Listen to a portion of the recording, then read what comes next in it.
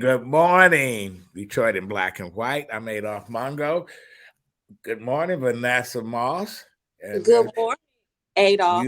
You out there in the desert enjoying the sun, but we got our sun too. Yeah, but actually it was warmer home than it was here for the last couple of days. Now today is supposed to get up to 85, but it's been, 70s, down in the 50s. I mean, it's been chilly. I've been wearing a jacket. Okay. She's in Arizona, for those who are wondering. Yeah, Allan Lengel, Inline Detroit. Hey. The Washington Post. What is it? The Detroit News. Detroit News. And Eagle American. Well, welcome. Let's go straight to Vanessa. Outrage of the week. So I'm sure I'm going to piss some people off.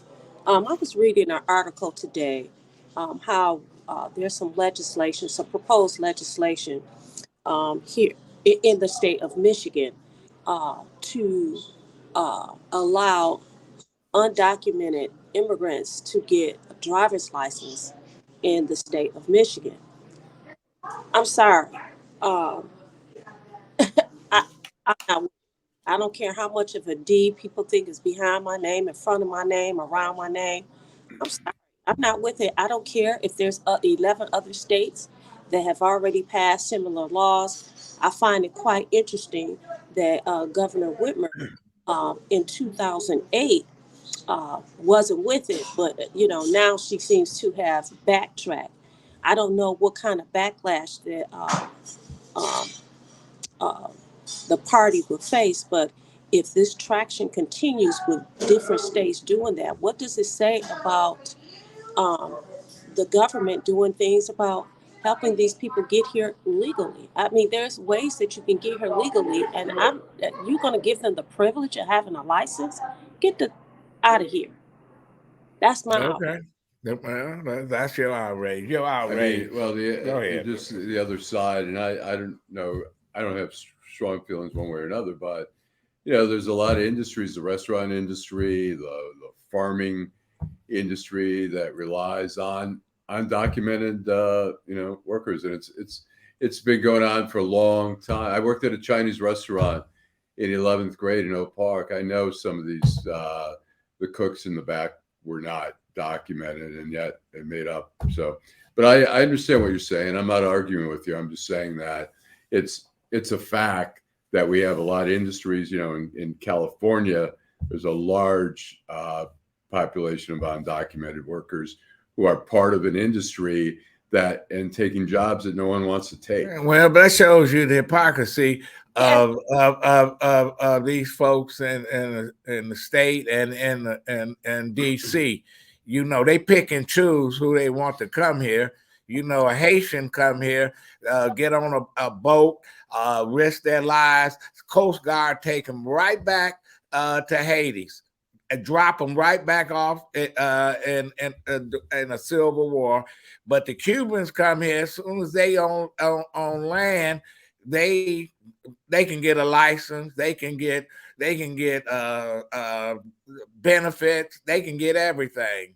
And so you can't pick and choose. You got to be uniform all the way across. If you're gonna get some licenses to folks, let me bring all those refugees from the Congo here and let them get licenses. But it ain't gonna happen. I mean, in DC, we saw a lot of Central Americans work in construction. I'm sure a lot, and in the hotels and stuff like that. And again, you got a governor, you got a former governor in Illinois that's in prison. When he was Secretary of State, he was selling licenses to undocumented aliens and how many people have died as a result of accidents that they couldn't drive and they couldn't handle trucks and all this other stuff. So listen. And also, we've seen cases in Washington where officials have lost their jobs for employing undocumented, as house cleaners or whatever, But it was like Strom Thurmond saying that black people were subhuman, and yet he go home and sleep with a black woman and got black kids. So this is my thing. Is this that? Listen, I'm not saying that they need to go back home or anything like that. I'm saying on a federal level that there's something that need to be done. Do it right. States should not should not have to do things like this. If these people want to work and they're doing things that other people don't want to do, I mean, I know one part of it was that, you have a lot of the undocumented working on farms in Michigan, and the work is needed. But I definitely do not think that you should just say, okay, you could go ahead and get a license. Okay, we can talk about this all day. Let's move on. And you, Allan, what's your outrage of the week? My outrage, the Republican Party has just been Jim Jordan, first of all, trying to interfere with, the Republicans are all about, we're not about, federalism, we're about the states, state rights, and they were talking about that with the abortion thing. Now the abortion thing is not working out for them, where they're now saying we should have a federal law about banning abortions. Jim Jordan has tried to interfere in the Manhattan case with the indictment of Trump. It's a state case. It's something, first of all, it's unheard of. Even he's stretching by reaching out to try to he's subpoenaing people for that case for Congress. Now Alvin Bragg has sued him to kill some of the subpoenas there. First of all, it's a state case, so there's a question whether he should even have any concerns about it, except they're going after his boy Trump. But it's just insane. Even if it were a federal case, there's no way that a judge would not stop a subpoena like that before Congress interfering in a federal investigation. If they called like Christopher Wray from the FBI right now and said, we want to talk about this case, they'd say, Christopher Wray would say, I'm sorry, it's an ongoing investigation. I can't talk about it. They can, it's just crazy. And then we have Ron DeSantis, who signed into law a ban on abortions after 6 weeks. As we've been told, as we've been schooled on, is that the majority of people don't realize they're pregnant at 6 weeks. Well, he did it in a cloak of the night and just tweeted it out. Right. But, all these Republicans, they full of shit.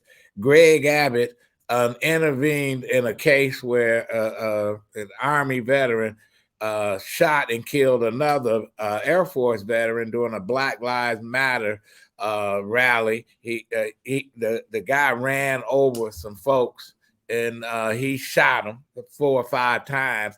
Abbott says, "Oh, I'm going to pardon him because I don't think he did anything. He was standing his ground." Come to find out, the judge was so pissed that he started releasing tapes. This guy's a white supremacist, a racist, a bigot, anti-Semite. He's all of the above.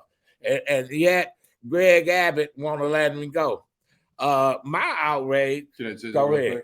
It's interesting, the commonality there, racism, anti-Semitism, the guy who was leaking the Pentagon papers and stuff like that, the people who were in the chat room was saying they'd see him shooting, yelling out racist and anti-Semitic things. It's like, I guess you can be anti-Semitic and love black people, huh? Or don't like them. Listen, my real outrage is taking place in Detroit downtown. I have never seen so many young brothers with issues. It's 80 degrees, and I've seen about 10 wearing winter coats. They look like zombies. I walk every day, and I was on Michigan Avenue near 3rd Street. You walk past, there was a young man sitting in a bus stop, but he been there for a week. And he Oh. don't. It's like he never moved and stuff. So I called somebody in the police department. They went and did a wellness check on him. The guy got issues. Then you see him. These folks are urinating out. They had no shame. We got to do something with the homeless population. We can give $800 million to the illegals, but we can't control the folks that found themselves on the street with issues. It's 85 degrees. Guy had on winter mittens, boots, and stuff walking down the street. Now you tell me, they take more care of dogs and stuff than they do people. What is Duggan and them doing? And he can get on TV and talk about, oh, we got all this shit coming downtown. Everything is happening. But how you deal with the homeless? Well, but you know what? Let me say this. I'm not going to say homelessness is not a problem, but you do understand that. I mean, what you described is probably someone with severe mental health issues. You can't make anybody go get treatment. There are quite a few people that say, hey, I don't want treatment. I want to do what I'm doing. Leave me alone. But you can stop them from pissing in the streets. What you going to do, arrest them? You got to do something. So if you walking down the street, somebody piss on you. You do something. My thing is, what's the answer? What's the answer? Well, it ain't no answer. The answer is obviously, John Engler just took away all the rights of folks when they closed all the mental health facilities in the state, and nobody did anything. And now they're making condos and retail out of the former Northville Hospital, Pontiac State. You go Woodward Academy. That used to be the Lafayette Clinic. Right. So charter schools. No, it's no answer. But even some of the homeless facilities, I mean, some of the people don't want to go there because they get robbed. People steal from them. They're intimidated. They'd rather be out on the street. I know. And you in Phoenix, Vanessa, if you can go down to the Capitol in Phoenix, there's Tent City. There's about 3,000 homeless people live right outside the Capitol. And those people that's passing laws and governing the state of Arizona, they just walk past them and go to work. It's like they don't exist. So it's not just this problem. We don't have a big problem like that, but we got a problem. But anyway, that's my outrage. And we need to take a break. And also let's tell we have ML Elrick coming up from investigative reporter for the Detroit Free Press. We're talking about nepotism. Then later, we're going to have Denise Crittenden, a former colleague of mine at the Detroit News, who's got a book. It's a black sci-fi book, and she'll be talking about that. And then we have Jim Nardone, who's the former police chief of Trenton, who is going to be talking about gun violence and all that. Well, and how he doesn't like what Whitman and them undone. Okay. We got a great show coming up. Okay. Homeownership opportunities are rising in the city of Detroit, and there's a house out there that's right for you and your family. You don't even have to worry about credit or getting a loan. You can win a house for as little as $1,000 and pay for the renovation cost as you go. It all starts at buildingdetroit.org and the Detroit Land Bank Authority. Our auction and Own It Now programs offer a variety of houses and neighborhoods all over the city of Detroit. These homes are in desperate need of repair and new ownership. You can begin by going to our interactive map and detailed property listings to find the right fit for you. It won't be easy, and renovation costs are not cheap, but our compliance team is there every step of the way. We will help you track your progress and connect you with local discounts to save you more money. We have already sold more than 15,000 homes in the city of Detroit, and our inventory is shrinking fast, so you don't want to miss out on this wonderful opportunity. Start your home buying journey today by visiting buildingdetroit.org.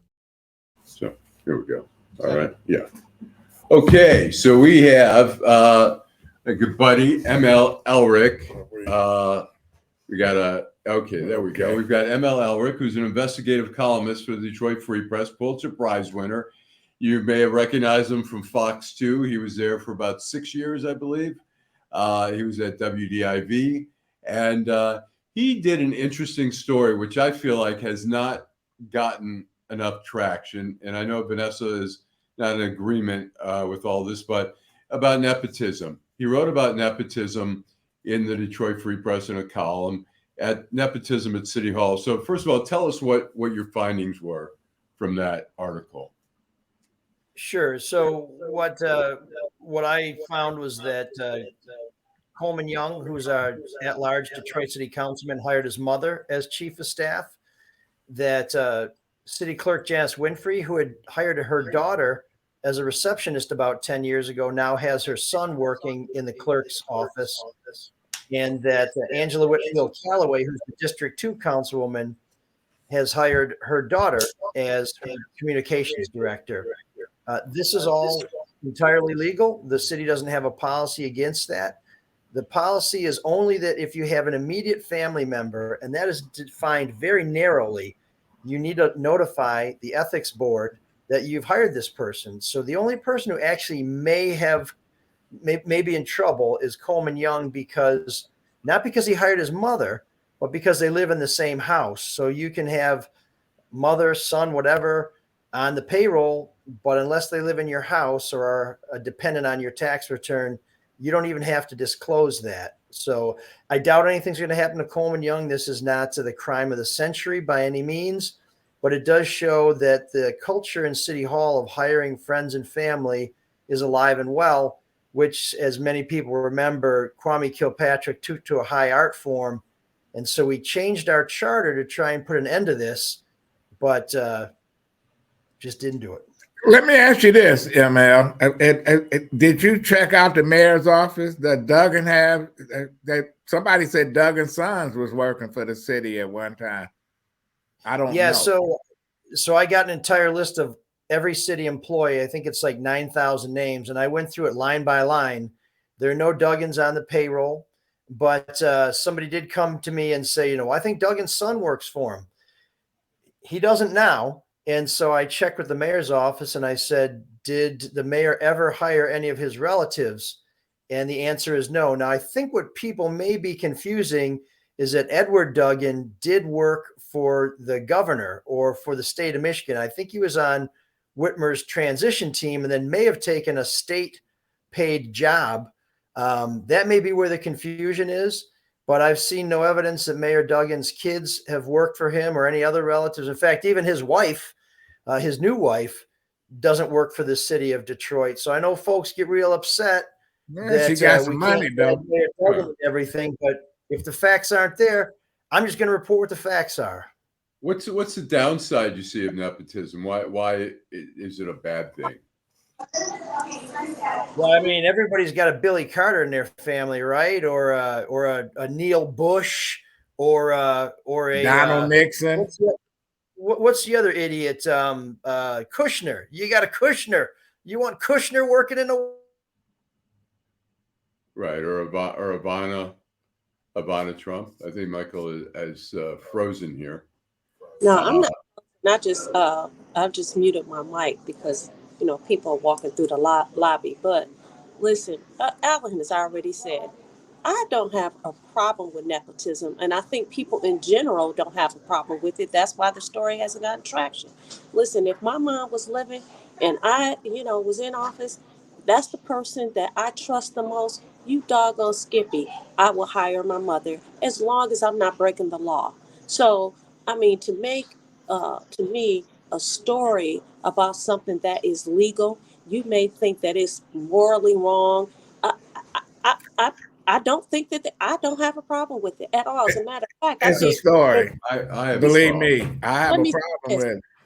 Let me say this. In the case of Coleman Young, his mother is overqualified for that position. Now, something that you brought up, ML, is that they're in the same house. I mean, if she moved next door, it's still the same difference as far as I'm concerned. But if in fact they live in the same home and he did not report it, that is a problem. And he's been in government long enough to know that, you know, there are things that you need to report. So that's something that he should have definitely. Well, he should have known better, because when he first went up as a state rep, Coleman Young hired his mother, and he was forced to take off the payroll. Listen, I work for politicians and stuff. You can't, man, it's a slippery slope when you start hiring mamas, daddies, sons, or whatever. And Mike, we're talking about what's the downside? You froze up on us. Welcome back. What's the downside of nepotism? What do you see in terms of why should people care? Well, there's a couple of considerations. First of all, if you like, let's say in the case of Coleman Young, his mother and the councilman share the same residence. Is this a way for the councilman to get taxpayers to pay his bills by giving money to his mother that can then pay all their bills? Now, I asked Coleman Young that, and he said, no, I pay all the bills. And let me just, before we get into this, say something on behalf of Coleman Young and Janice Winfrey and Angela Whitfield Calloway. When I called them, all three of them called me back right away. And in fact, Angela Whitfield Calloway called me and said, hey, are you writing about me? This is rare these days in politics, in Detroit politics, in county politics, and in state politics. Most elected officials do not return calls, do not want to talk to reporters. And Adolph and I talked about this when I was at Fox 2. They are fraidy cats. Coleman Young Sr. never ran from a reporter. Reporters might have run from him, but he never ran. He stood his ground and answered questions. We do not have enough elected officials doing their duty, which is engaging with the public. But I digress. One of the big concerns about nepotism, and this is what three experts I talked to said, is that it undermines confidence in government because taxpayers wonder, did you hire this person because they're the best person? Or did you hire this person because they're your relative, your friend? And one of the practices that especially concerns ethics experts is that when Coleman Young hired his mother, he didn't consider any other candidates for chief of staff. When Angela Whitfield Calloway hired her daughter, she didn't consider any other candidates for communications director. Now, Councilman Calloway will tell you that her daughter did a tremendous job on her campaign, and that's why she has such confidence in her. I happen to think that both Coleman Young and Angela Whitfield Calloway seem to have quite a bit of integrity, and so I'm going to take them at their word. But when you're not giving other people a chance to shine and get these high-paying jobs, you're sending a message out there that that the opportunity is not for everybody. And the other issue is when you have a relative in the office, let's say there's a problem and the chief of staff needs to know about it. Do you want to go to somebody's mama and tell them, hey, the councilman doesn't seem like they're doing a good job or people are mad at them? Well, it's a tough conversation to have. And only a few people I know have got the stones to tell that kind of news to you know, you What, mess to Ann with, Ivy? Because she'll go berserk. Mommy Bear, you're going to get the claws. Yeah. Well, so, the question is, you know, and Adolph and I were talking. Have you checked other jurisdictions, and also, since the story, has any other cases come forward? And have you checked other, like Oakland County, Wayne County? Are there nepotism regulations for government there? Sure. So all these hirings that are acceptable in Detroit are forbidden in Wayne County, Oakland County, Macomb County, the Michigan House, the Michigan Senate, and federal government wouldn't allow this to happen either. Now, I've been waiting for more people to call me and say, well, you need to know about this person or that person in this government or that government. The only call I received, the only message I should say I received, alleged that another Detroit City Council person has multiple relatives working for them. And I said, please give me the names. I'll check them out, because I'll tell you, they do not have the same name as the council person. This person was not able to provide that information. This happens all the time. Somebody that somebody likes gets exposed. So they say that everybody under the sun is doing the same thing. When they can't provide any evidence, and I can't find any evidence, we just don't report it. We really do stick to the facts. So I guess my message to people is, if you don't like the story, you don't like the facts, and there's nothing I can do about that. You remember Eugene Sawyer, who was the mayor of Chicago for a short term? Vaguely, but What killed him, because the Daley Jr. beat him. He come to find out, as an alderman, he had his relatives on the payroll was making over $1 million a year. So now you think that's a good thing, I guess. Friends and family, but you feeding. How many people are you going to feed? Let me ask you this. It's interesting. Well, and generational maybe, wealth, I'm all for it. let me ask you this. You did a story. I thought it was a great story. I mean, to me, I think it's an important story. And the other media has not picked up on it. And what I found, particularly in this media market, is that they don't want to acknowledge stories sometimes that other media outlets are doing, so they just ignore it. When I think this is a story that's being ignored by the other media outlets, and it shouldn't be. I thought it was a big enough story that it would pick up. What do you think it says? Do you think people just don't care, or is it just a media jealousy thing where media sort of tries to say, make that go away, we don't want to acknowledge the Free Press broke this story here? Well, I think there are tons of stories and there aren't enough reporters. So I think there's a natural inclination to say, I'm going to break a story nobody knows about. Why am I going to go and try and redo a story somebody already did? But I think Vanessa was making a point about creating generational wealth. That's a huge issue in our city and across the country. Absolutely something we need to do. And so I guess what I would say to that, if I understood her point correctly, is let's create generational wealth in multiple families, not just in one family. Because if you got elected to city council, you're making damn near $100K. You got a free car. You don't pay for gas. You don't pay for this broke ass insurance like the rest of us do. When your car hits our rotten roads and gets a flat tire or blows out a tie rod, you don't have to pay for the repairs. It goes to the city yard. So your family's already getting a pretty good break right there. And so if there's a job that can be handed out for $50,000, $70,000, something like that, let another family get in on that. Let them start to build their career. And let's show people that opportunity is for everybody in Detroit, and not just the families that are fortunate enough to get somebody elected to office. All right. Any other stories out there that are that we should be keeping our eye on? What anything going on in the state legislature or at City Hall that sort of piqued your interest? Yeah, so I continue to pay a lot of attention and try and do some digging on the Lee Chatfield scandal. I'm expecting there to be more federal charges in this thing of all these lobbyists and former lawmakers trying to get rich off of the weed business in Lansing.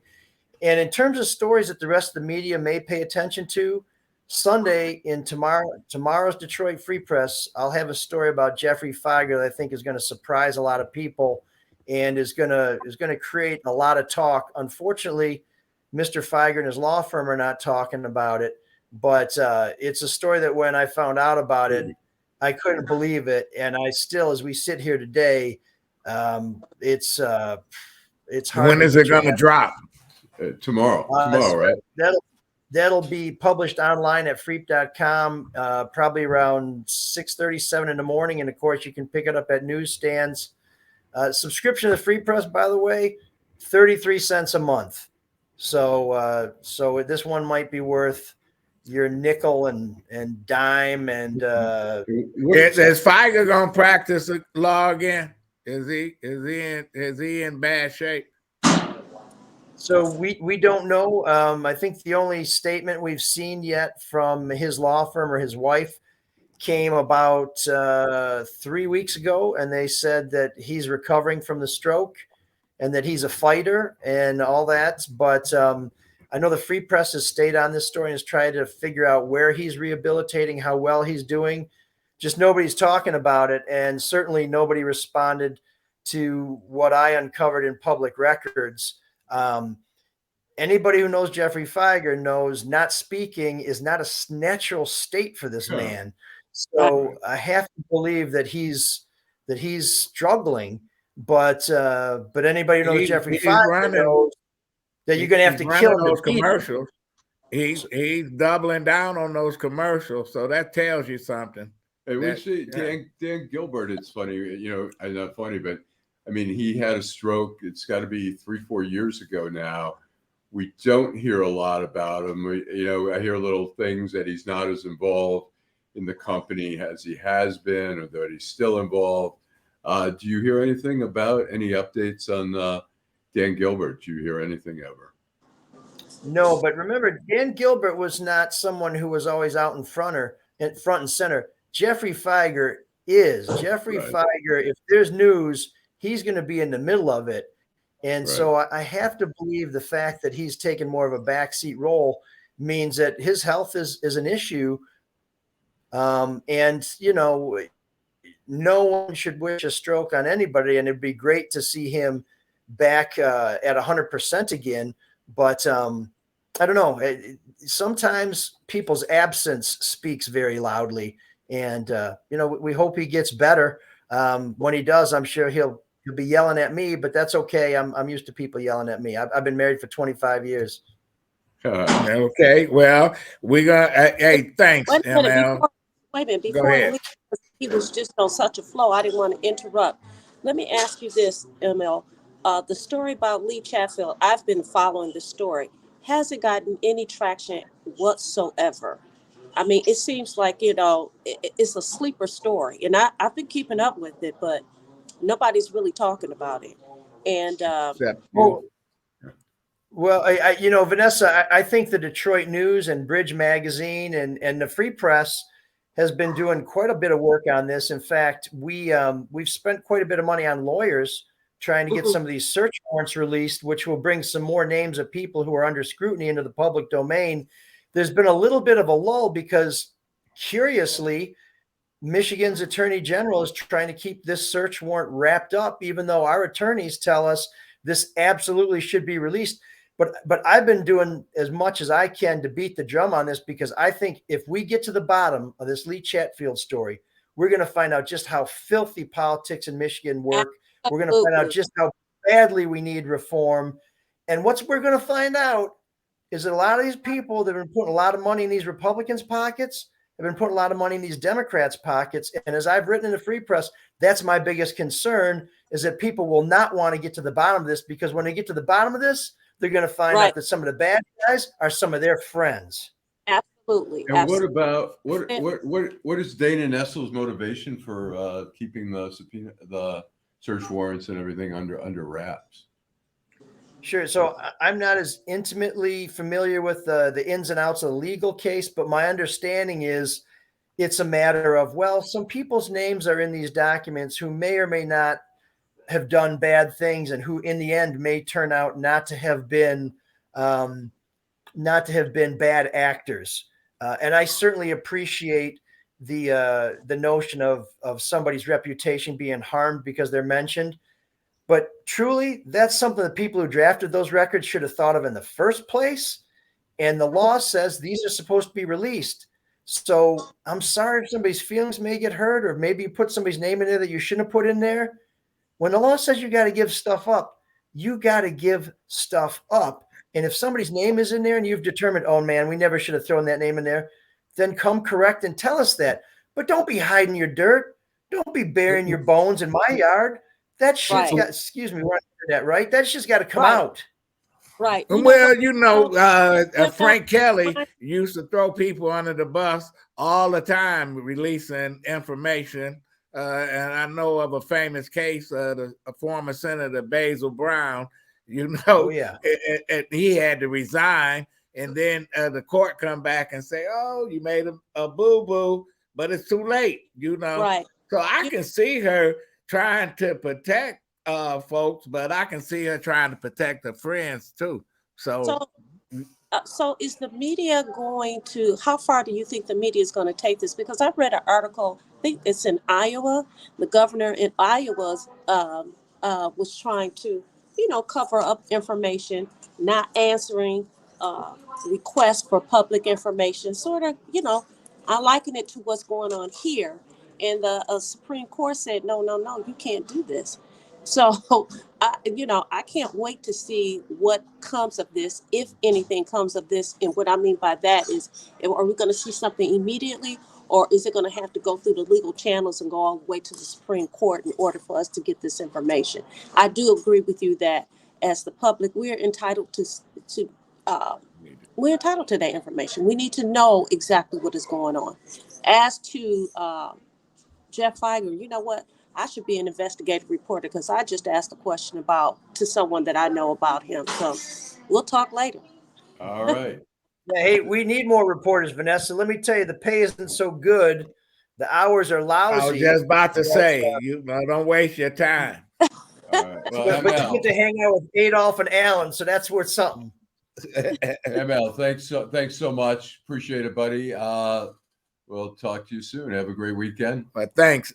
All right, thanks a lot. Thanks for everything you guys do on this show, because people need to know, and you guys do a great job of telling them. Thanks. And you have a podcast as well, ML Soul of Detroit, on Tuesdays live, and then you can see it on the podcast.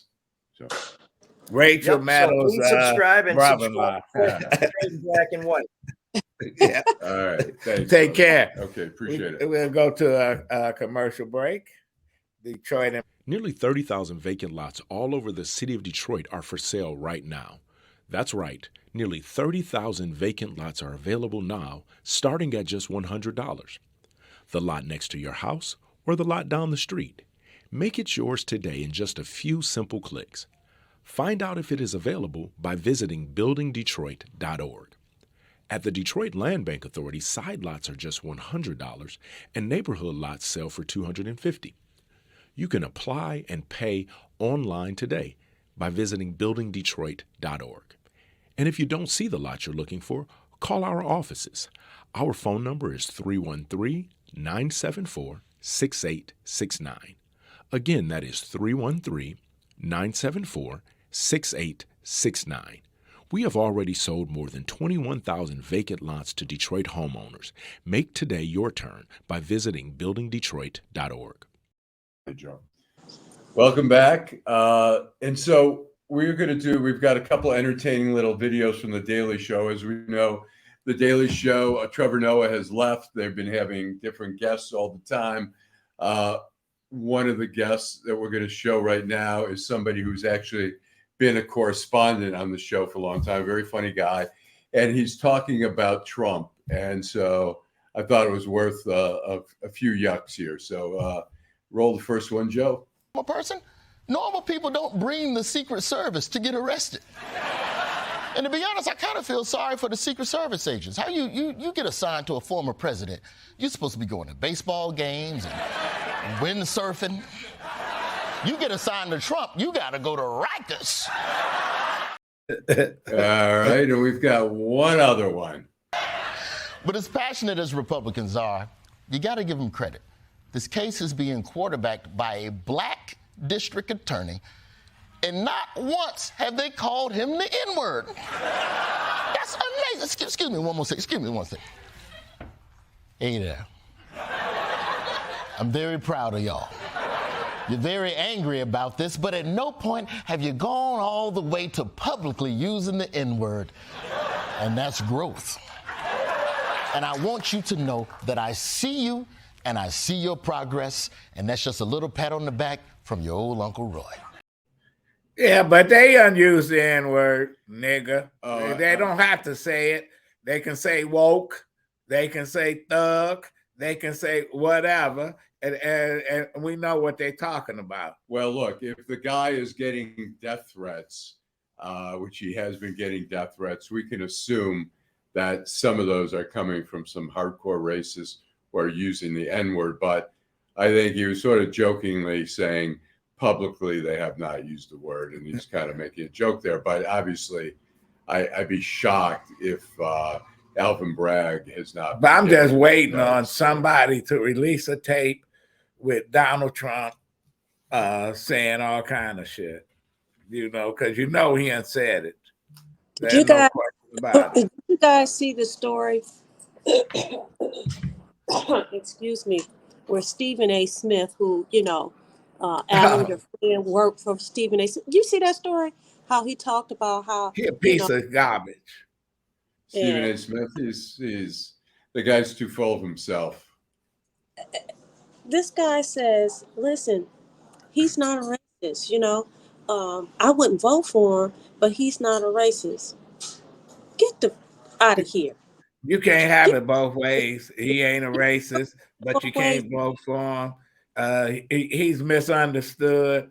It's like going into a room and the white people talking about Jews, but not saying anything about black people. But we Right. know what when I leave there, they're gonna just throw all the garbage on me. We know the pattern.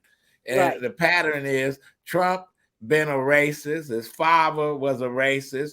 They spent millions of dollars to fight lawsuits because they didn't want to rent to black people in New York. They went and got Roy Cohn, the worst sleazebag attorney ever. He makes the top 5? Yeah, He's up there. yeah, ain't no question about it. So.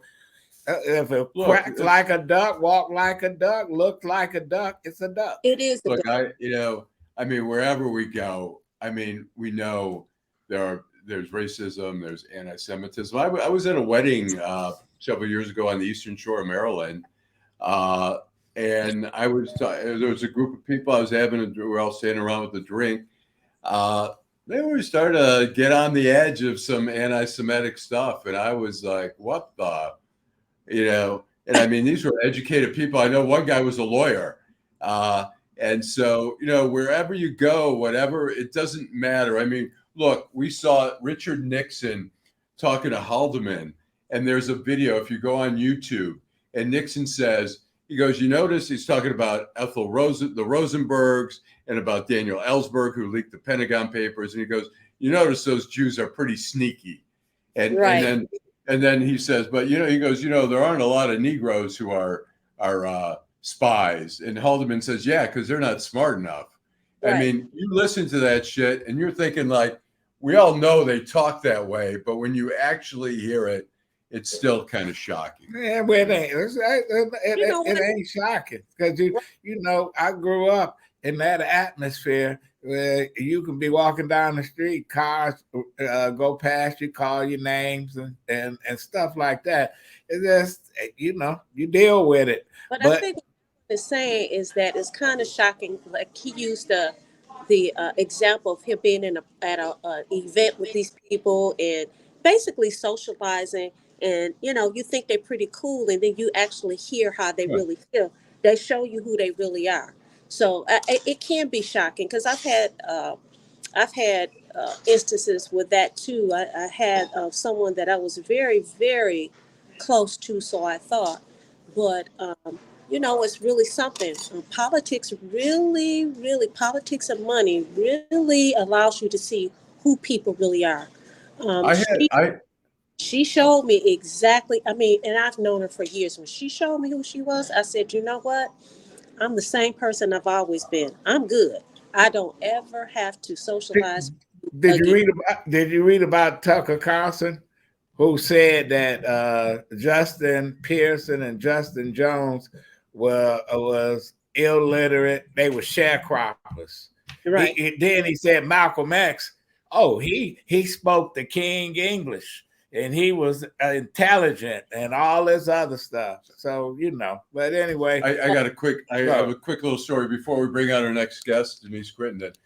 I was at the Washington Post. I had just gotten there. I maybe been there a few months. And I don't know if you remember, there was a guy, Andrew Cunanan, a gay guy who was going around the country killing gay people. And he was the one who killed the designer down in Miami Versace down in Miami Beach. And so they thought they had him at a beach house down there in a boat or something, but the Washington Post said, no, we want you to go out, interview people at gay bars and ask them if they're afraid of Andrew Cunanan. So, I asked some people where to go. I go to this one gay bar, I believe it was on 18th Street in DC. I go to the manager, very respectfully said, look, I'm from the Washington Post. I'd like to interview people. Are you okay with that? He said, yeah, go, fine. So I started interviewing this guy who's probably in his early 40s. He looked actually very straight. And I'm talking to him. And while I'm talking and interviewing him, I introduced myself in the Washington Post. A younger guy comes up to him and they think they're trying to freak me out or something. And I could give two shits. They start making out in front of me. And so I'm like, whatever. All right. So then the older guy says to me, hey, why don't you get out of here? He goes, people don't want you here. They don't want you here, and stop acting like a Jew. And I go, what? And I had just been off the picket line after 19 months of the picket line in Detroit, and I still had a little fight in me. And I say, excuse me? I said, what'd you say? He goes, yeah. He goes, why don't you get out of here? Stop acting like a Jew. And I go, what do you mean by that? And he goes, yeah, you're walking around acting like everybody owes you. So I look at him, I go, you know what? I don't fucking appreciate it. You can go fuck yourself. And so the whole bar looks at me and I'm like, oh boy, I'm going to get a whole, and I go, I don't appreciate that, man. I said, you can go fuck yourself. And then I walked out because I felt there was going to be a well, mess. he might have went and fucked himself. Well, anyway, okay. Anyway, so we want to bring on Denise Crittenden. See. She's not ready. Okay. Well, we're gonna. What's the name of her book? Her book here. I'm going to show you. Her book is called. She ready? Okay. We're going to bring her on, and we'll do the proper introduction here. Hi. Hey, Denise. Hello. How are you? Hello. Welcome. Yeah. So we've got Denise Crittenden, a former colleague of mine at the Detroit News. She also went on to work at some magazines as an editor, and she worked at the Kansas City Star, which we were talking about a little bit yesterday. She has written a book, and I saw her speak a few weeks ago at the Wright Museum, and she did a book signing, and there was a big crowd. A lot of former Detroit News folks were there. The name of the book is called Where It Rains in Color, and here is, try to get as good a close up as we can. And I'm going to do a little bit of, I'm going to read just something real quick. It says, first, Black Voices Matter acquisition is a stunning exploration of beauty and intelligence in a magical African mythological retelling, driven by wonderful characters transported into an Afro-futuristic world. Where It Rains in Color infuses romance, mystery, and mythology of the Dogon tribe of Mali, West Africa. Significantly inspired by her time in Zimbabwe, Crittenden questions and plays with universal beauty standards and challenges the structure and system in which they live. Now, in your own words, tell us what the book is about and how you came about to write a book like this. Hi, Allan and Adolph and Vanessa. Yes, I wrote this book because first there was a dream, but there's always more to it. It's interesting because I tell people a dream inspired the book, but that really is just only a fragment of it because a dream just gives you one little puzzle piece, and then it's up to you to fill the blanks and put it all together. So I had this dream, and this was while I was still at the Detroit News, by the way. I woke up, took notes on the dream, and stuck it in a drawer. Then years later, when I first left the news, I had a little time to actually work on this title, this idea that I had. But again, I didn't have that much time. I was in between jobs, 2 or 3 months, and I wrote it real fast. Along the way, I kept getting more and more inspiration. I was concerned about the state of Black America. Of course, we all are. And I wanted to create something more fantastic for our reality. I wanted to project people of the African diaspora into a future that was so much grander than what we have now. So I decided that I would try and create a new Black aesthetic. I flipped beauty standards, Allan, and I created a society where the darker you are, the more beautiful you are. And in this society, this world, this planet I call Swazembe, they live underground because on the surface of the planet, there are neon vapors floating that are absolutely beautiful, but they're electromagnetic, so you can only stay up there for so long. Underneath, I wanted the world to be technologically advanced, and that's what we have. And there's a woman, a very stunning dark complected Black woman who's about to be named the rare indigo. Swazimbi is a tourist resort. And so from across the galaxy, everyone wants to visit this place because they want to see the neon colors. They want to view the rare indigo, which is what the protagonist is about to be named. And they want to travel from place to place in a wind force called the sweep. It's like a natural phenomenon. So that's it in a nutshell. Before we And get tell into how did you end up in Zimbabwe? How did that all come about? I took a leave of absence from the Detroit News and went to Zimbabwe. I just had this travel lust, this wanderlust, and I wanted to see another part of the world. And in fact, I actually had thought about joining the Peace Corps. Went to the Peace Corps office and found out they didn't need journalists. So I applied for this fellowship, and I ended up in Zimbabwe, which is where I wanted to go, for a little bit under a year. Okay. And tell us about Zimbabwe. What was it like? It was What kind of living? Where were you living, and what was it like? Was Robert Mugabe still in power? Mugabe was in power, yes. And Mugabe, toward the end of his reign, I guess he turned out not to be as compassionate as he started out, but he really was a phenomenal leader. And listening to him speak, he was so dignified and he was so brilliant. But anyway, yes, he was president at the time. Yes. Anyway, I lived with an African-American expatriate, Essie Honono, who was married to she was married to a former leader of the Unity movement. We hear about the ANC, the African National Congress, but there was also another anti-apartheid movement. Essie's husband had passed away, so she was a widow. So I lived with her for a while. I learned so much just from living with Essie because her late husband, as part of the Unity movement, he was COSA. He was from South Africa. And she told me that sometimes their phones were tapped.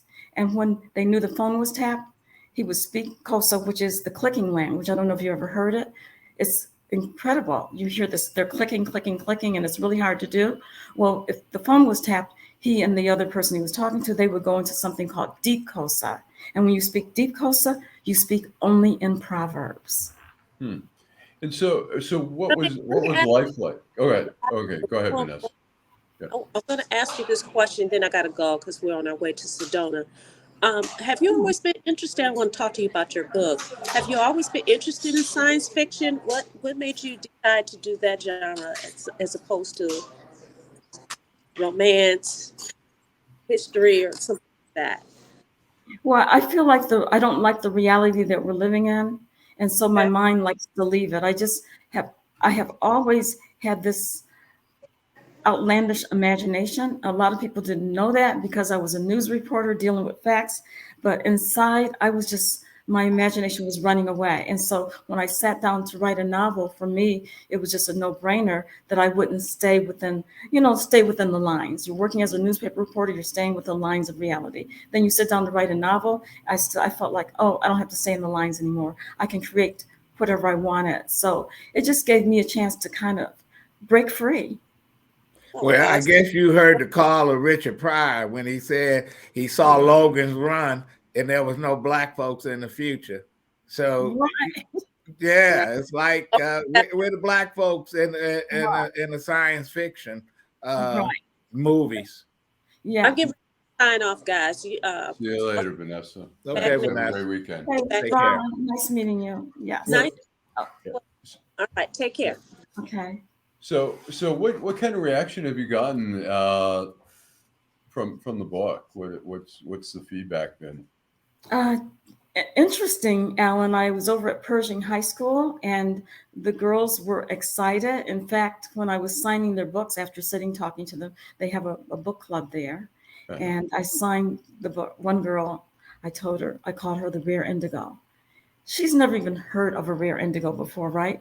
But then when she saw herself described that way, she was just delighted and she went and showed it to her teacher. Look, she called me the rare indigo. And I was excited too, because that's exactly my point. One of the reasons I did that in the book is I wanted Black girls to feel so good about themselves that they didn't have to invest so much energy in trying to mimic another beauty standard. I wanted us to own our own standard, and I could see that happening by the way Black women are responding. But again, it's not just Black women who are responding favorably. You know, it's a lot of people just like the idea, but everyone likes something different. One person who interviewed me said she just loved the suite. That's the wind force they traveled in. And she said that was always her favorite part of the book. And another person said her favorite part of the book was the Wilfins. And another person. So I just think everyone found something or finds something they can identify with. And where can people get your book? I mean, obviously Amazon. Right. Everyone can get anything on Amazon. Right. Other places. Yeah. Is your book being sold at any bookstores or? All books. I'd like to say wherever books are sold. It's sold at Barnes & Noble. In Detroit, it's Source Bookseller, BookBeat in Oak Park, and Underground Railroad Reading Station. Are you familiar with them? They're in Second Baptist Church, a bookstore. Yes, I am. Are you coming out with a sequel to the book? Or everyone, well, you said you had a dream, and it took you a minute to put it together. Right. I'm sure that this book is only a fraction of what was in your head and what you put on paper. The story continues. Yeah, it does. The series. Because the book, in my opinion, ends on a little bit of a cliffhanger because our protagonist, Lalila, starts out very spoiled, and she evolves as the book goes on, and she discovers she's a clairvoyant and she's a healer and all of that, and she can enter the minds and bodies and spirits of the ancestors. See, that's why I hate to read books like this, because I'm waiting on the other one, and then there's another one. It's amazing how people jump ahead of themselves. So she's fully self-actualized by the end of the book. So of course you're wondering, well, now what is she going to do with all this power? So yes, I have some ideas, and I want to write a sequel. Well, I guess this generation, this new generation, I'm glad to see that they embracing books, because I don't think some of them can write a sentence with this text messages and all this other stuff. But to be excited, especially when you look at the book and say, that's a lot of pages, you know, but it's not a lot of pages if you're used to reading a lot, and enjoy a good book. Yeah. I've got a question. Your time in Zimbabwe, I'm going to assume, gave you a tighter bond with Africa. Yes. And at the same time, I always wonder, like, particularly when I was in DC, I talked to a lot of Africans, and then I talked to a lot of American Blacks, and there seemed to be a tension there, and there seemed at times to be resentment for both sides, and they didn't get along that well. Have you? I try to sometimes figure out, like, some people want to be called African American, but yet there's some of the Black Americans are hostile toward the Black Africans and vice versa. Have you seen any of that? And I'm curious your view on that. I didn't experience that in Zimbabwe, Allan, but I know exactly what you're talking about. I think that because African Americans have many, I'm not going to say all, still have a colonial mindset, there is a tendency, and I'm sure you've heard of it, Adolph, it's known as Stockholm's syndrome. Yeah. And under Stockholm syndrome, you're going to over time start to identify with the oppressor because you want to be accepted. So African Americans are conditioned to want to mainstream, and mainstreaming is beyond integration. It's you want to forget your roots, since you want to feel like you have arrived, and if you've arrived, you've left all that behind you. And so you'll hear people of African descent showing no interest in Africa, saying that they're not African, and making negative comments. There was a young Black guy at a school that I spoke at, and the kids were asking him if he lived in trees and that kind of thing. And it really breaks my heart, which is another impetus for the book, because the book shows Africa in the way that Black Panther does, in a very grandiose way. It shows the other side of Africa. Well, I think people still think of Africa. I mean, Zimbabwe, has some modern cities, and I think people just have they don't have a knowledge of those cities. I mean, a lot of Americans of all, stripes are so ignorant. Well, some of them think Africa is a country. It's a continent with many countries. And for example, I love the OJs. And when they say love train, and they talking about they say Egypt and Africa too. Oh, that's right. You know what? I'm like, Eddie Levert, Egypt is in Africa. I know. How did that even get into the song? No, well, because people don't get it. People don't get it. It's like I debate with these young valet guys downtown Detroit that's from Yemen. And I asked one of them, where you from? He said, the Middle East. I said, bullshit. You from Africa. Let's look at Yemen, South, North, whatever. But it's Africa. It's the continent. And you gotta school these folks.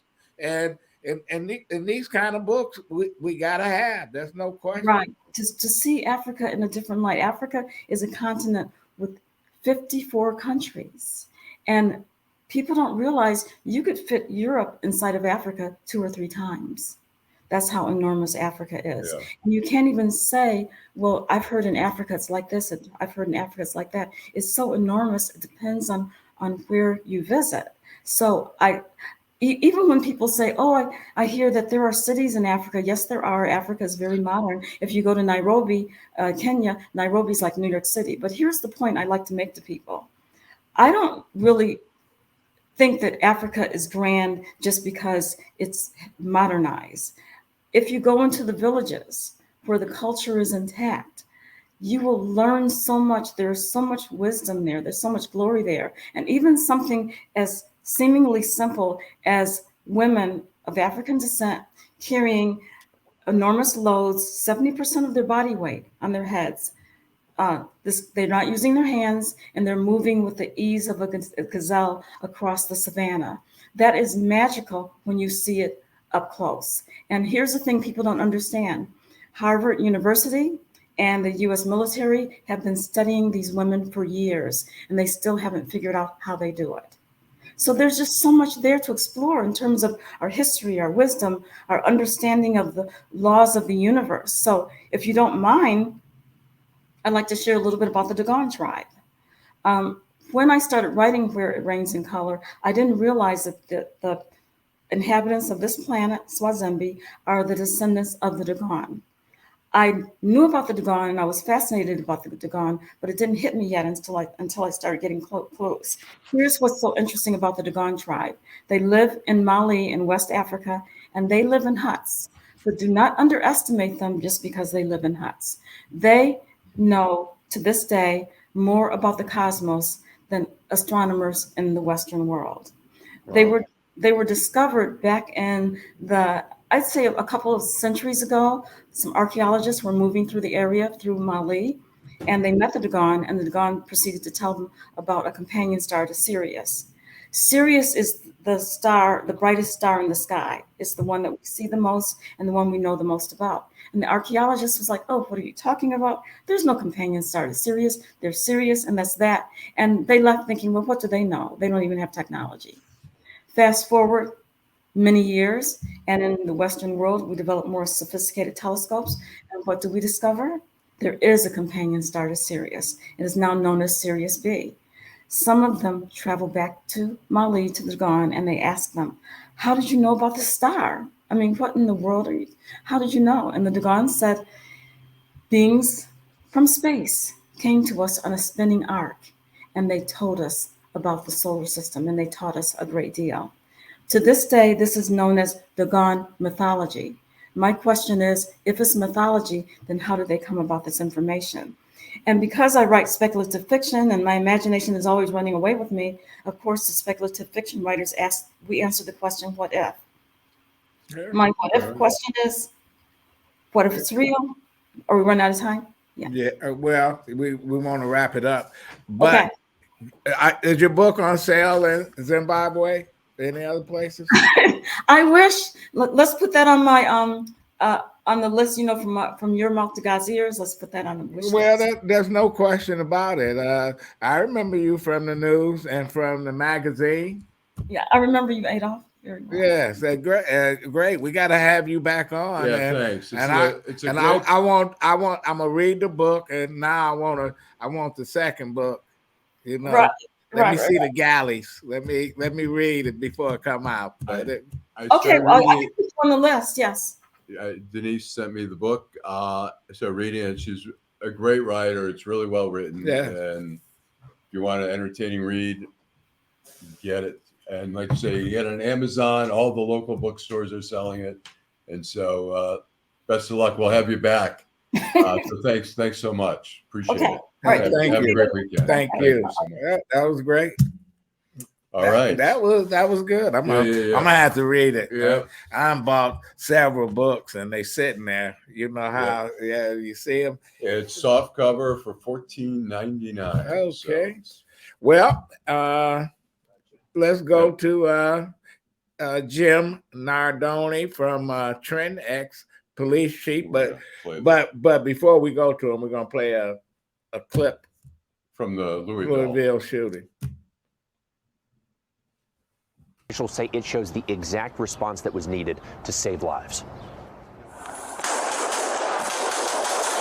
This morning, newly released body camera video showing Louisville police officers rushing into the line of fire to stop that deadly bank shooting. Officer Corey Galloway and rookie officer Nicholas Wilk dodging bullets before even exiting their car.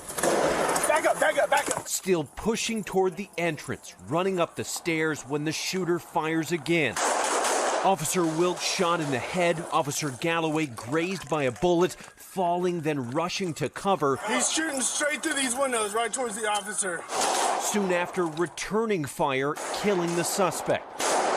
Officials say 25-year-old Connor Sturgeon, a current employee at the bank, had set up an ambush in the front lobby, waiting for authorities to arrive after causing more than a dozen casualties. Oh, man. Okay, let's welcome Jim Nardone. All right. Okay. Waiting. Yep. Man, that's which again we see in AR-15, and we've seen the AR-15 where the emergency doctor was saying he sees these bullets from the AR-15 do so much more damage, and why? I guess I'm going to ask Jim. Jim, welcome. Good morning, Jim. Can you hear us? Yeah, he's frozen. We can see you. I can't hear you. All right. I can hear you. Can you hear us now? Hello? They say he can't hear. All right. Well, you turn your volume up. Good morning. Okay, good morning. There we go. Barely. Okay. I can't wait to see if we can get something else here. Turn the volume up. Turn your volume up. I can't hear this. Turn the volume up. Anyways. All right. Well, we're working on that. I'm going to say that I am a big critic of the banning. I'm all in favor of banning of assault weapons. It's not the weapon used every time, but we see in the Louisville, it's probably used about of these things that I've covered over many years for the Washington Post, for ABC News. We see probably 70% of the shootings involve.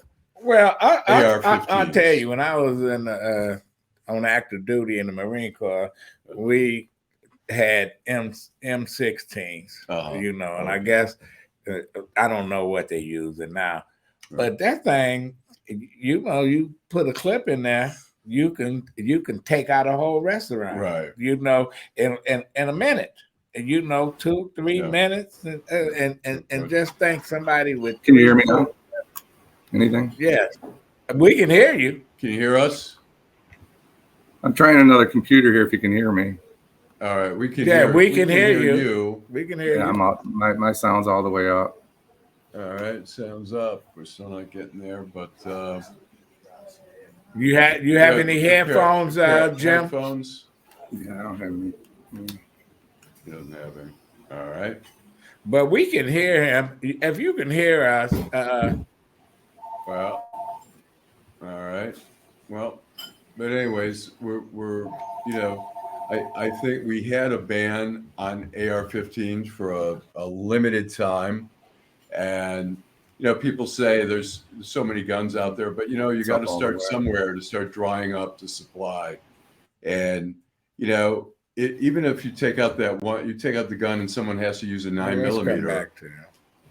Someone has to use a 9mm, that you may have saved 3 lives, 10 lives. You don't know. Well, the bill that the governor just signed. What, the red flag law? Right. Well, you got sheriffs in Michigan, and some counties say they're not going to enforce it. Well, you know what? That's why I wanted Jim to come on and talk about it. Now, well, I'll tell you what. If the sheriffs are not going to enforce it, there is federal law that lords over local law. And if we have to have ATF go into some of those counties, or the FBI, or whatever federal agencies we have, or the state police, which have jurisdiction over those, we don't need, if they want to be vigilante sheriffs, screw it. We need to have, those laws need to be enforced. Yes. Can you hear us? How about that? Can you hear me now? Okay. Yeah, Jim. Right. You need a new computer. I just switched off. Okay. But anyway, Jim, we was talking about red flag laws. You saw the video. Did you see the video? Turn it up a little bit. Can you hear us? I didn't see the video, but I think the red flag laws are. Your thought on the bill that the governor signed. And we got some sheriffs in Michigan, especially in Livingston County, say they're not going to enforce the red flag laws. Your thought on that? Well, 53 of 83 counties in Michigan have identified themselves as Second Amendment sanctuary counties, which means that they do not intend at all to answer these. I guess the first question I have is, who's going to go out and take these guns? Is the sheriff going to send somebody to your house, or what's going to happen? But we talking about somebody that's mentally ill going to buy a gun, and I'm not talking about people that's hunting and whatever they like guns. We're talking about keeping them out of the hands of deranged individuals. And I appreciate that, and I appreciate the governor's measured approach to gun violence. I think that she has some great ideas, and I have to give her some credit, although I don't always agree with what she says, but I believe that she's trying to solve the problem. The problem's bigger than politics. My question to you is, why did the president take 300 guns to Ireland if guns don't protect people? Why did we do this? Why is it more important? Because we have police departments. We give police guns to protect us. It's the right. We have to make sure the guns are not in the wrong hands. It's like, we're not saying that guns are bad. We're not saying that guns don't protect people. But we are saying, when you take 300 guns to Ireland, we're talking about Secret Service agents who are trained to protect. We're assuming they're not going to kill the president. They're not going to kill any Irish folks over there. It's just not a fair comparison, I think. Okay, I'll go along with that. But so why is it not important to protect our kids? Why is the president or Mike Duggan or Gretchen Whitmer more important than our kids? I guess that's the question I'd like to answer. Why don't we want to protect our kids? How do you protect the kids? How would you protect the kids? Ted Cruz said before the shooting in Louisville that we need to have armed guards in the schools and set them up like they do in the banks, and you wouldn't have that. But that the bank employee approved that. Listen, armed guards or not, if somebody want to shoot up something, they shoot them up. That's absolutely true. I think that I belong to a gym, and it's made up of veterans and retired police officers and firefighters. And we've had this discussion. A lot of the guys are like, I'll go do it. I'll take my firearm and I'll stand at the front door of a school. I'll give you 6 hours a day to protect these kids. There's people out there here that are willing to protect the kids. The politicians are not willing to protect the kids. We left 600,000 automatic firearms in Afghanistan. What are we doing? What's important? Why do we think those guns won't kill people? Well, let me ask you, I have a question about, I was mentioning when you were having some difficulties there, the ER doctor at a press conference in Louisville was saying, I'm seeing from AR-15s, he goes, these bullets cause so much more damage. Should we not ban AR-15s?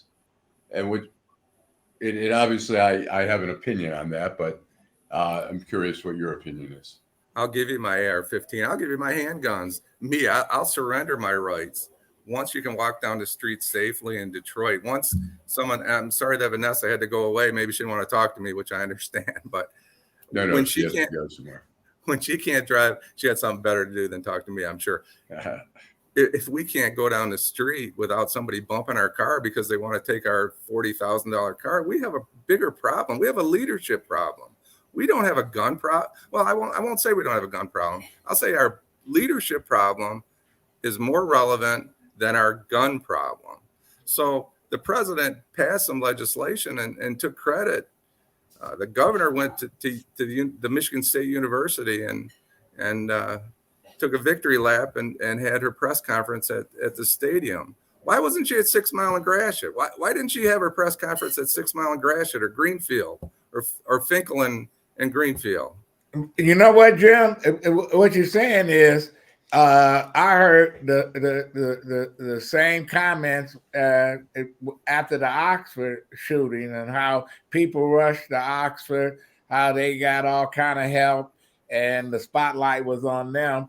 And yet you can read the paper or you can go online and see another kid in Detroit shot down. And if you start counting, you got mass killings in a month. You got 10 people, 12 kids, that have lost their lives in the city. And it seems like nobody really care about it. But having said that, how do we keep the guns out of those folks that shouldn't be able to go in a gun shop and buy a gun and something wrong with them? We need people to become more engaged instead of, I've been reading for the last 2 weeks since the most recent shootings. We're never going to solve this the way we're trying. If you read opinions, there's nobody in the middle. Everybody either is, let's ban all guns or let's let it be a free-for-all. So now 26 states in this great country allow you to carry a handgun without a permit. And Michigan is a will issue state. Well, people don't understand what will issue is. You just have to go to 4 hours of gun training, and then you pay the government your money. In Ohio, you just carry your gun. In Michigan, you pay the government after you go through 4 hours of training. And I believe training is the key. People should be trained. I think that's probably a big issue. However, 26 states allow you to carry a gun without a permit, and it's getting bigger. And I think we'll get some clarification from the U.S. Supreme Court. This is the issue with abortion. What happened is the anti-abortionists, the anti-women's health people pushed it so hard that they thought they won this battle, right? So the Michigan Right to Life and all these people were they were like the cat that swallowed the canary. Unfortunately, in the end, they lost. Exactly that is going on with gun rights today. So in 2008, Heller said that you can have a gun in your home for self-protection. In 2008, the 2022 ruling of Bruin said you can have a gun outside of your home for protection. Why don't you hold that thought? We're going to take a break and we're going to come back and continue the conversation with Jim Nardone, former police chief, Trenton, Michigan. Homeownership opportunities are rising in the city of Detroit, and there's a house out there that's right for you and your family. You don't even have to worry about credit or getting a loan. You can win a house for as little as $1,000 and pay for the renovation cost as you go. It all starts at buildingdetroit.org and the Detroit Land Bank Authority. Our auction and Own It Now programs offer a variety of houses in neighborhoods all over the city of Detroit. These homes are in desperate need of repair and new ownership. You can begin by going to our interactive map and detailed property listings to find the right fit for you. It won't be easy, and renovation costs are not cheap, but our compliance team is there every step of the way. We will help you track your progress and connect you with local discounts to save you more money. We have already sold more than 15,000 homes in the city of Detroit, and our inventory is shrinking fast, so you don't want to miss out on this wonderful opportunity. Start your home buying journey today by visiting buildingdetroit.org. All right. Hey, Jim, I want to, I asked you a question and you kind of, I guess the question is, do you own an AR-15 and why do you think it's necessary for people to own an AR-15, which we see, like I say, probably 70% of these mass shootings involve AR-15s. I know Oxford, there was like whatever, 9mm. Well, it's interesting that you bring that up. I bid, all right? We never... Okay, we're losing the signal. We're not censoring them. We're not censoring the answers when we don't like them.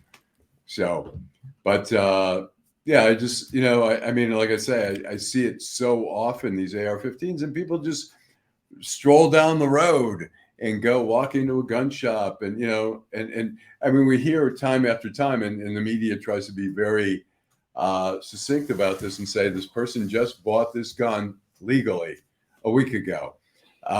It is so easy.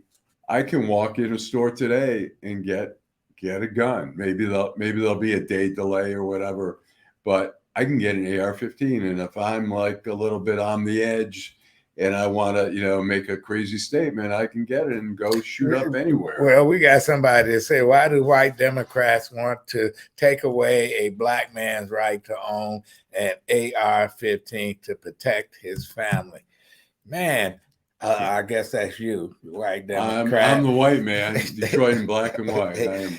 Listen, an assault weapon, and I used an assault weapon, but that's not a weapon that I have in the house. Right. I mean, it's just not necessary. Like, look, you want a gun, you could have a rifle at your home, you can have a 9mm at your home. I don't know if you're expecting like a gang of 10 to be attacking your home at once.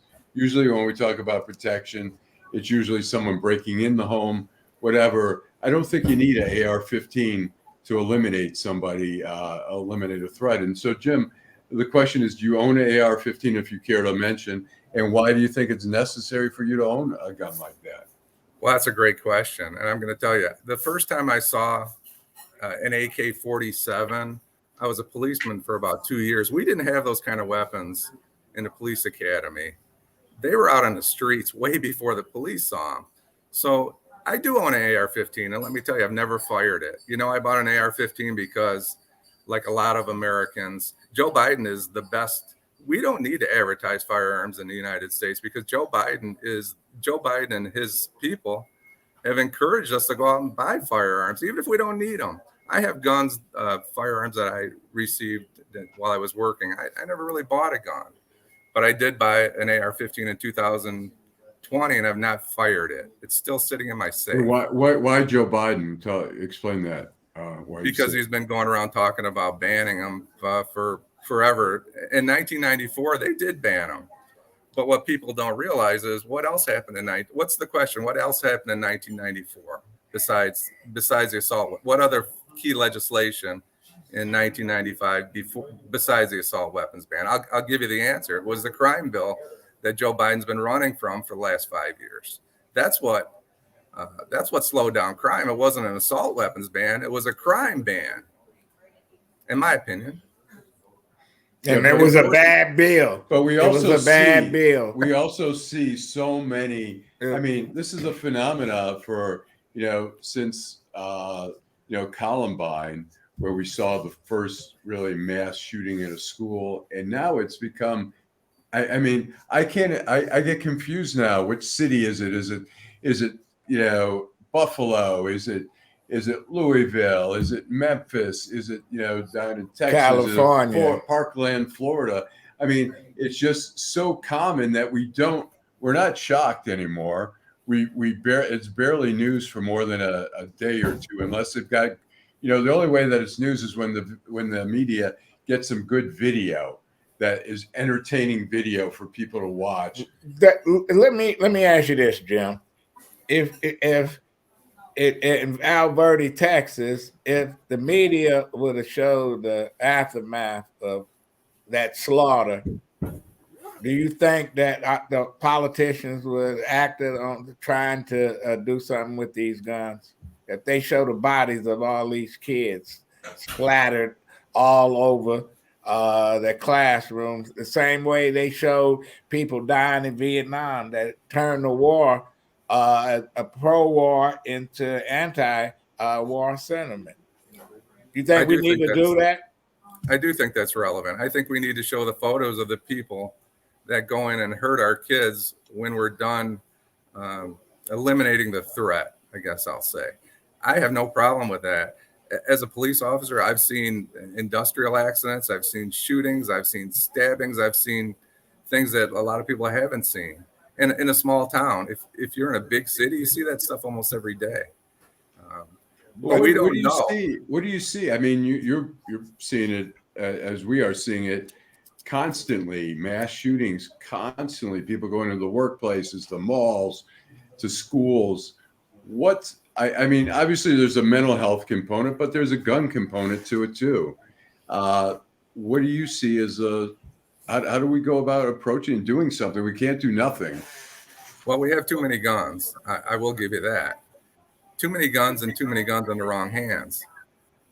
We need to act. I think red flag laws are well intentioned, but when we have a son that lives in his house, when the shooter in Louisville,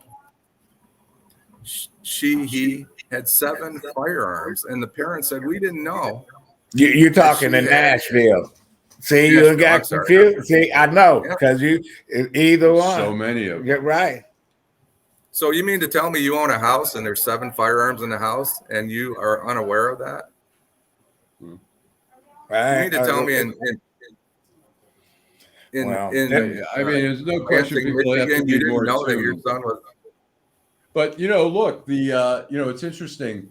In this Louisville case, the mother got a note or something or a message, and she called the police and she said, "Oh my God, my son, he might do something dangerous." And they go, "Well, does he have a gun?" No, he doesn't own a gun. No, he's not violent. I mean, we don't. There's ignorance there, and parents think the best of their children in a lot of cases. Well, that's about liability now. Yeah. Well, that's liability. They don't want to go to jail for what their kids did, or they might get charged. They might get charged, like in the Cromley case. Look, kids don't tell their parents everything what they're thinking. They certainly don't tell them everything that they're doing, and so sometimes it's hard. But in the Cromley case, the kid was telling the parents, "I'm delusional. I need help." They ignored that, and they're like, "Hey, Merry Christmas. Here's a gun." I mean, that. What do you think about that case? Should the parents be charged in that instance? They're the worst. They're the worst parents in Michigan, or maybe in the country. If you ask if they should be charged, I think it's an uphill battle, and I think people are going to be shocked how that plays out. Well, I think. Well, yeah, go ahead. Yeah. I think I think that the Crumleys are probably these charges.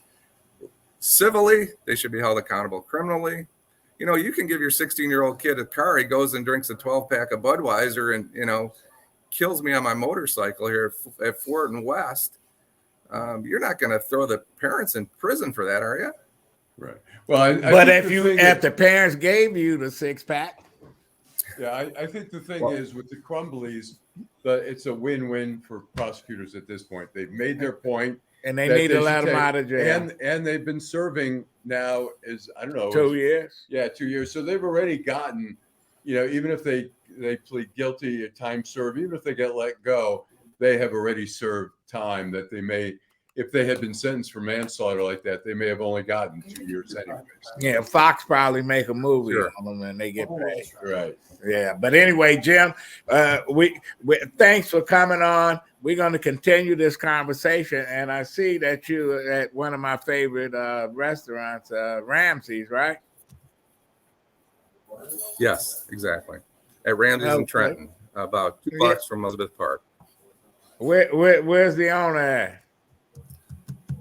I think we just went to get the owner. Okay. Yeah. But, So I sent you a the Crumbly's an interesting case, and I think we're going to see more of that. I think, particularly, I mean, the Crumblies is the most egregious case of parental abuse or neglect, where your kid tells you, I am having mental health issues, I need help. They ignore that. And they buy a kid who's delusional. They say, hey, here, Merry Christmas, son. So I think it'll be interesting to see what plays out. I mean, if they end up pleading guilty, or I think a jury could convict on all the neglect that's going on there. But it's certainly a unique case. Okay. Here we are. Move over. We don't want to see your face, Jim. Come on. Mia, how you doing? Hi, Johnny? good. How you doing? All right. Johnny. Listen, Hi. tell us about your restaurant. Oh my goodness, where do we start? What's the name of it again? Tell us. Oh, go ahead. I can't. Ramsey's Coney Island Family Restaurant in City of Trenton. Ah, okay. How long have you guys owned it? 29 years Wow. in June. Family owned and operated. Besides Still Coney, going strong. besides Coney Islands, what's good cooking there? Oh, what do we everything. We've Yeah, got yeah, a lot of yeah, special like meatloaf, roast Yes. beef. Meatballs. Definitely our breakfast is famous. Okay. And then we have stuffed cabbage. Salisbury That's our steaks. daily specials. Salisbury steaks. Any home cooking? Any good home cooking from your Everything is from home your cooking. homeland? From Yeah. scratch. Everything is home cooking. And you guys are Albanian, correct? Yes. We're Uh-huh, Albanian from okay. Macedonia. So I don't know. Okay. That. All right. American Albanian. All right. American Albania. Now you got it's fishing season coming up, right? Yes. That's We going to do be a have, busy. lake perch. We do have cod, Uh-huh. Jumbo shrimp. jumbo shrimps. So I can bring. Can I bring some of my fish that I catch over to the restaurant? Y'all can cook them. Definitely. Yes, you can, brother. Yeah. No Really? problem. Give us And your now with address fishing and your season- hours. I can hear you. Go ahead. You can't hear him. Yeah. What'd you say, buddy? Your address and your hours, Johnny and Mia. Yeah. 2747 West Jefferson, Trenton. The hours 7 to 3, Tuesday to Sunday. And so I can catch a fish and bring it to you guys, and you guys will cook it up for me. We'll Yes. do it. Oh wow! Well, they can I cook. love that. They can cook, and they Very sit cool. next to one of their favorite customers, Jim. He can Yes. eat. Well, no question. Hey, Johnny and Mia, Rep Happy, right? Yes, Rex Rex Happy. Happy. REXHEPI. Rex Happy. Okay, and when you go there, you'll see some friendly faces. They got some great servers, and the food is delicious. And We I have just great wanted them to staff. come on and talk about. Yes. We want more people. So when they come downriver, for the tournament, we want them to stop by and have breakfast or lunch, etc. I just want to tell you this. We've been here for almost 29 years. Wow. We got a good staff. The staff has been here, some of them about 15, 20 years working here. How'd you guys do during the pandemic when it was really? We struggled, but we pulled through with Yeah. the help of the staff, the repeated customers that we have from local. We have a lot of repeated customers from Trenton, city of Trenton. We also have a lot from Grosseal. And you did And a lot of of course, carry out? from the downriver area, but mostly it's the locals from Trenton, Grosseal, Riverview. And retired Chief Jim Nardone, he helped us a lot during the COVID. Well, that's good. Well, hey, thank you, Johnny, Mia. I'll see you for breakfast. Jim, thanks a lot. Ramsey on West Jefferson and Trenton, great spot. Yes, to have a function. Great spot to eat breakfast, lunch, or dinner. Ask for Johnny. Ask for Mia. Thank you. Thank you. God bless you. God bless America. Yeah, thank you. Thank you. Well, that's Thank you. another show. All right. Thank you very much. Okay. Thanks, Jim. Jim, thanks so much. And we'll be talking. Jim Nardone, former police chief, Trenton, Michigan. He's our expert on guns. We don't always agree. We miss Vanessa because she was ready for you. She was ready for you. But anyway, thanks, Jim. Thanks a lot. Thank you. Appreciate that. Thanks. Thanks. Well, all right. Time has come and gone. That's it, man. Saturday, beautiful Saturday after, Saturday. Your final thought. My final thoughts. It's interesting. We were talking a little bit about Chief Craig, whether he's gonna. We got a video. We have a little video of Chief Craig. Let me intro it by saying, he's thinking about his run for governor was a disaster. He screwed up the signature, and even we show his announcement when he was running. He did it on Belle Isle, and it was really kind of a disaster. And so we have a little video here, Joe. So let's roll it.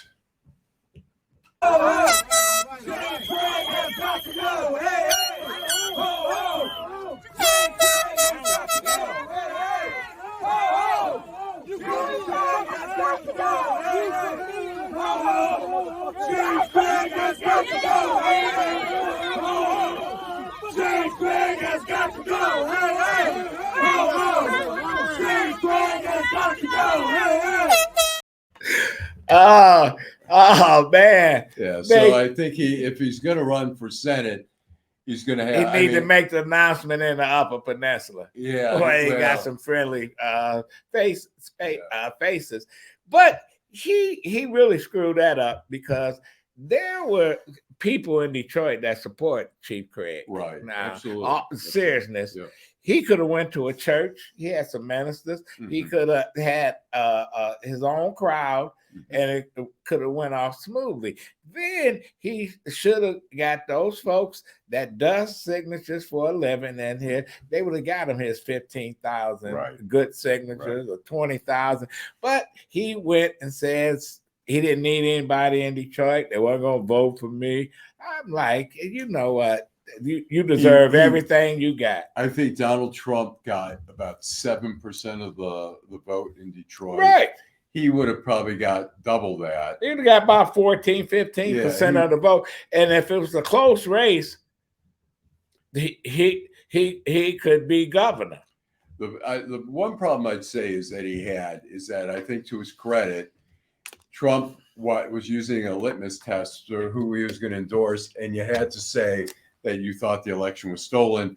I had heard privately he was having a hard time with that, and I think during this election, this 2022 election, Trump handpicked the people who all lost because he picked the worst of the worst who are only willing to compromise. But we'll see what kind of influence Trump has in this coming election. If he has that grip on the Republican candidates like he did, which. Look, the Democrats have won in Michigan 2018, 2020, 22. I think they're reluctant to bow down to Trump, but we see the National Party is still afraid of Trump, and there's still probably, I don't know how many indictments. It's like how many arrows does it take to bring a bear down? It's like how many indictments is it going to take to bring Trump down? You read about Rasputin, right? Yeah. How they shot him, poisoned him, threw him in the river, they did everything to kill him. It Right. took it took about 10 different methods Right. to kill this guy. Right. That's Trump. Yeah. You know what? He got 9 lives. Well, next week. Thanks for watching the show. We can be on Facebook? We're on Live? Facebook, LinkedIn. We are on, we're on YouTube. We have a YouTube station, Detroit in Black and White, but we're also doing it on the Deadline Detroit YouTube, which has more followers at this point. But we do put the show on. I think it's only airing live on YouTube, Deadline Detroit, but we have it on Deadline Detroit Twitter, and we're putting it on different platforms as well. But and we're getting a text from viewers wanting to know about taking phone calls. You know what? We can take some phone calls, and I'll talk about that next week. I'll get a number, and if you want to call, we'll give you a number. Yeah, we're just. I mean, the best way is we're trying to accommodate in different ways as well. You can write comments on the bottom there. You can also, if you're interested in doing an outrage or you have a commentary, keep it under a minute. Right. Take your phone, do a selfie, hold it sideways, record it, and then you can email. We'll run it. Email it to, there we go, DetroitInBlackAndWhite@gmail.com. And we, as long as it's reasonable. Right. And, no question about it. And you can criticize us. We're certainly open to criticism. I mean, we're not going to let anything like racist. I don't want to hear no bad news. But anyway, so there's ways that we're trying to open it up in different ways as well, because, Okay. I want to thank everybody. And we'll be back next week at 10 a.m. Detroit in Black and White. All right.